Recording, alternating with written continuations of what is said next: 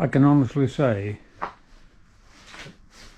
I took it off twice because I wanted to get the part number off it, but I didn't want to be without a car. But I can honestly say that seeing how it's done, I could take one off in quarter an hour and put it back in quarter an hour. Now I've got the hang of it. So it's an easy job. You just have to make sure you get it right. Make sure you don't take that steering column off the bottom and let it move out of position. If you did, just put it back on, take the steering wheel as far as you can to left or right till it stops. Look at the position of the steering wheel and then move it to the other side till it stops, and count how many revolutions you've done on the steering wheel. Mine was surprisingly only about 2.5. So I wound it back to 1 1/4. Looked at the wheels and they were straight. That's the position you want to be in to set the clock spring. So then you can put your when you put your steering wheel back on, when you're assembling it after the clock spring, you put the steering wheel in a position where it would be if it was just standing there with the wheel straight.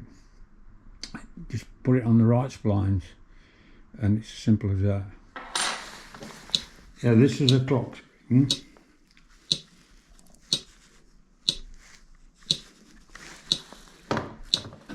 And this is the angle gate. It works in conjunction with your steering wheel to let us know its position.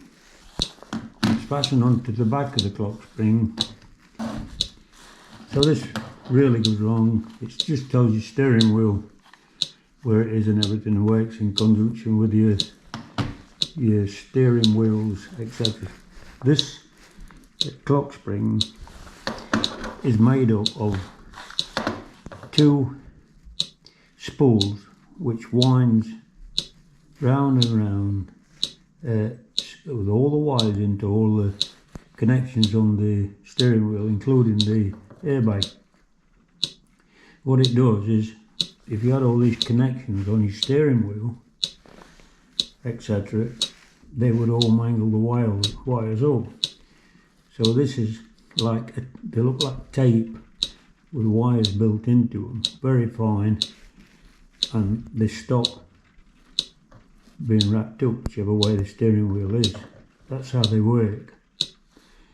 This one broke, and I don't think they break very often, but you can maybe lose your horn or something on your steering wheel, and sometimes, like with the horn, it's MOT failure, so you have to replace it.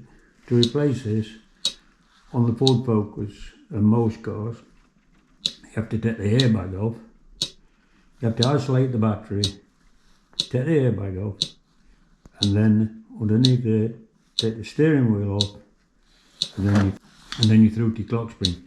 Just remember that this has to be set up perfect. When it goes in, on a new one you'll have a plastic plug to pull out when it's in position and your steering wheel's back on. But it's important that you get it right. It has to, there's a window down here and you can see the tapes when it's in the right position, because it can spin around and around, and if it's usually there's 6.5 revolutions on it, and it has to be set at 3 1/4. Some might be a little bit different, but all you have to do is gently wind it around till it stops, and then count how many revolutions, and then half it, and then that will be in position. There's an arrow down here somewhere, an arrow on the other half that tells you where it has to be set. Perfect, little arrow on both these, and that then is in position. That is an absolute must that you get that right. It's not hard, just follow the instructions I've just said and you'll get it right. Okay, this is the clock spring that's broke. I've had to smash it to show you how it works. It doesn't matter, it's scrap anyway. But these are the tapes that run round and round so the steering wheel don't mangle wires up. So this is how it should be. There's your connection, and it fastens onto that for all these different connections. This one broke because steering wheel overwound. All you have to isolate the battery. I take both leads off it. I give it about 15 minutes, and then I just switch the lights on to make sure there's no static electric. And after that, you take the airbag off. So then when that's off, it's a 24mm. This is on the Focus, Ford Focus 2014. It's a 24mm socket. Just put your knees under the steering wheel and hold it, and it should come off with a decent sized ratchet. Take the steering wheel off, and then you're through to your clock spring. And I will demonstrate why it's important to make sure that you get this the right way. There's a window down there. I don't know if you can see it.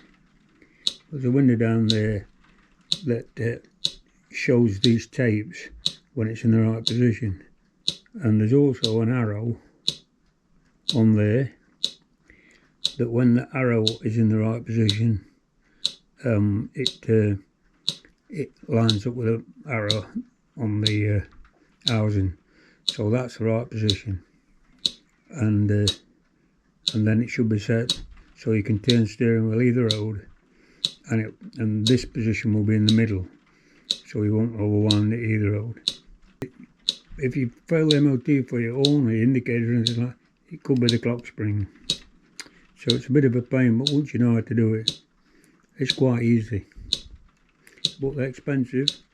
I mean, this one, I had a job to get this one. They vary that much, even from year to year.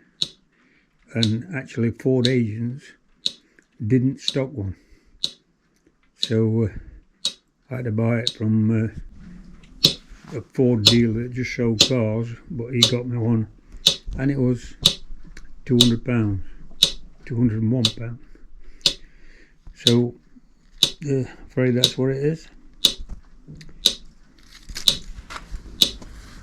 Put the flat blade down in the hole, keep it down, scrape it along the bottom, and then ease it up. A little bit of pressure, and that will release the clip, and then you turn the steering wheel. Sometimes you might have to just put a bit of a screwdriver in the edge just to stop it going back. Then you turn it around to this side of the steering wheel, do the same, and then the airbag will be loose. You can take it off and take the connections off, and then take the steering wheel off, which is 24mm bolt. I didn't find it too hard at all to take off. It was a fairly big ratchet. Holding it with my knees on the steering wheel at the bottom, and it comes off easy.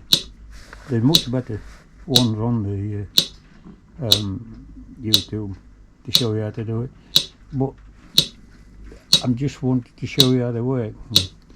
Before I had this problem, I didn't know what a clock spring was, but it's not an odd job to do. The hardest job was taking the airbag off, which once I got used to it, it was easy. If you follow that procedure, don't put it in the slot at all, put it in the hole side of it. Put the flat blade down, keep it, as you push it in, keep it down on the bottom, and then prise it up. Push it in as far as you can, and then prise it up. And that's all you have to do to get the airbag off, apart from connection. On mine, it only had 2 connections on it, so it was fairly simple to connect it back up again.